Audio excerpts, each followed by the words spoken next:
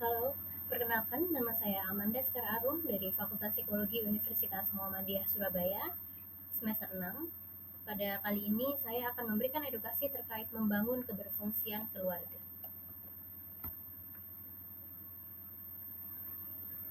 Yang pertama, yang perlu kita ketahui terlebih dahulu adalah keluarga merupakan sekelompok orang yang terikat oleh hubungan darah, ikatan kelahiran, ataupun pernikahan. Dalam konteks sosial, keluarga berfungsi sebagai unit terkecil dalam masyarakat yang memiliki peran penting dalam mendidik, melindungi, serta membina anggotanya. Minuchin memandang bahwa keluarga sebagai sebuah sistem yang bekerja dalam konteks sosial dan memiliki tiga komponen. Komponen pertama yaitu struktur keluarga berupa sistem sosiokultural yang terbuka dalam transformasi. Yang kedua ada keluarga senantiasa berkembang melalui sejumlah tahap yang mensyaratkan penstrukturan. Yang ketiga, keluarga beradaptasi pada perubahan situasi dan kondisi dalam usahanya untuk mempertahankan kontinuitas dan meningkatkan pertumbuhan psikososial setiap anggotanya.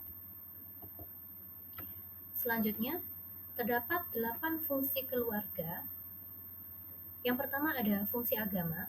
Dalam hal ini, orang tua akan menjadi panutan dalam beribadah dan perilaku sesuai norma agama yang mereka anut. Yang kedua ada fungsi sosial budaya. Fungsi sosial budaya ini dapat dicontohkan melalui keluarga dalam hal bertutur kata, bersikap, serta bertindak.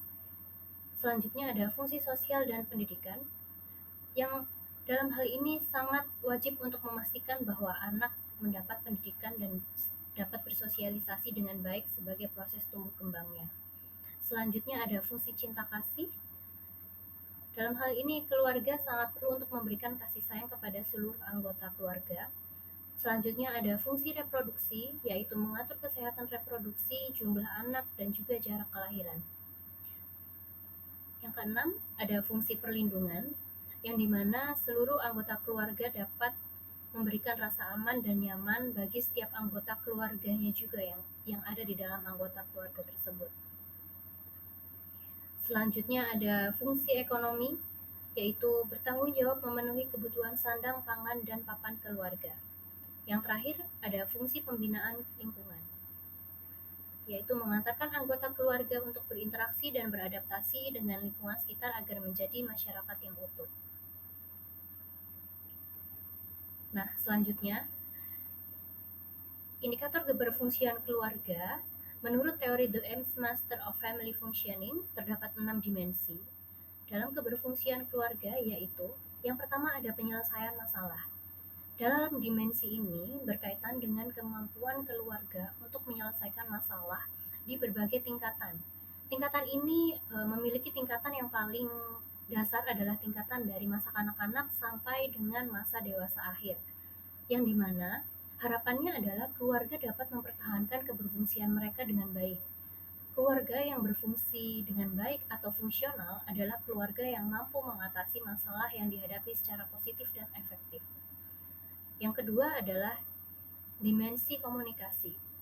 Komunikasi memiliki fungsi untuk mencari jalan keluar dari masalah-masalah yang dihadapi dan juga dapat dijadikan sebagai jalan untuk mengkomunikasikan sikap dan perasaan pada anggota keluarga lainnya.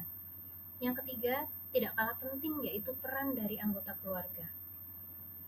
Masing-masing anggota keluarga memiliki peranan serta tanggung jawab yang jelas dalam keluarga, karena keluarga yang sehat adalah keluarga yang memiliki proses penyebaran dan pelaksanaan tanggung jawab yang jelas dan tepat. Yang keempat ada keterlibatan afektif. Afektif di sini adalah emosi, yang dimana keterlibatan secara efektif antar tiap anggota keluarga ditandai dengan setiap anggota keluarga menunjukkan ketertarikan dan penghargaan kepada aktivitas dan minat dari anggota keluarga lainnya. Dalam hal ini bisa dicontohkan seperti seorang ibu atau ayah yang bisa memberikan penghargaan kepada anaknya yang telah meraih juara basket misalnya. Dalam hal ini keterlibatan afektif dari ayah, ibu, dan anak itu dapat terjalin dengan baik. Lalu selanjutnya ada respon afektif, yaitu keluarga yang efektif adalah mampu menunjukkan emosi maupun mengekspresikan perasaan mereka secara bebas. Sedangkan afek atau emosi Dalam hal ini itu dibagi menjadi dua, yaitu emosi positif dan juga emosi negatif. Yang dimana emosi positif merupakan sumber dari kehangatan, kelembutan, dukungan, cinta, ataupun kesenangan. Sedangkan emosi negatif sendiri berasal dari rasa takut, marah, sedih, kecewa, ataupun depresi. Yang keenam, ada kontrol perilaku.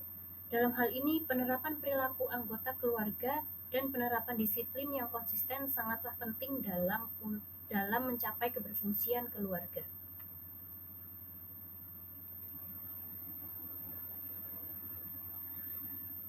Keberfungsian keluarga tidak jauh-jauh dari peran orang tua dan juga peran anak.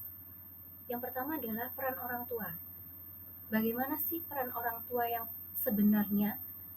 Peran orang tua yang sebenarnya adalah merawat, menjaga, dan membimbing kehidupan baru ke arah kematangan melalui yang pertama, dapat membangun kelekatan dan hubungan berkelanjutan dengan anak. Yang kedua ada menyediakan sandang, pangan, dan papan. Yang ketiga bertanggung jawab terhadap kedisiplinan. Yang keempat memberikan pendidikan moral dan intelektual. Selanjutnya ada mempersiapkan tanggung jawab anak sebagai orang dewasa. Maka dapat disimpulkan bahwa peran orang tua dalam hal ini adalah sebagai pendidik, pengasuh, pemberi teladan, dan juga pengatur dalam keluarga. Selanjutnya untuk peran anak sendiri, dalam hal ini peran anak hanya memiliki 4 peran utama, yaitu pertama adalah belajar dan menghormati. Belajar dan menghormati dalam hal ini diharapkan anak-anak bisa belajar dari orang tua dan menghormati mereka, seperti contoh mendengarkan nasihat, mengikuti aturan yang ditetapkan juga termasuk dalam peran belajar dan menghormati. Yang kedua adalah berpartisipasi aktif dalam keluarga. Diharapkan anak-anak dapat dilibatkan dalam kegiatan rumah tangga seperti membantu pekerjaan rumah, yang hal ini tuh bisa mengajarkan tanggung jawab dan juga kerjasama. Yang ketiga adalah mengekspresikan diri. Bagaimana anak-anak harus diberikan ruang untuk mengekspresikan perasaan dan juga pendapat mereka. Hal ini dapat membantu dalam pengembangan kepercayaan diri dan komunikasi yang baik. Selanjutnya adalah membangun kemandirian. Seiring bertambahnya usia, anak-anak pasti perlu diberi kesempatan untuk mengambil keputusan dan juga belajar dari pengalaman mereka. Hal ini sangat penting untuk perkembangan kemandirian mereka di masa yang akan datang. Selanjutnya, bagaimana strategi membangun keberfungsian keluarga? Nah, yang pertama adalah mengoptimalkan fungsi dan juga peran keluarga. Dalam hal ini, memahami dan mengoptimalkan 8 fungsi keluarga, yaitu keagamaan, sosial, budaya, cinta kasih, perlindungan, reproduksi, pendidikan, ekonomi, dan juga pembinaan lingkungan tersebut. Hal ini dapat membuat kontribusi penuh terhadap keberfungsian keluarga secara keseluruhan.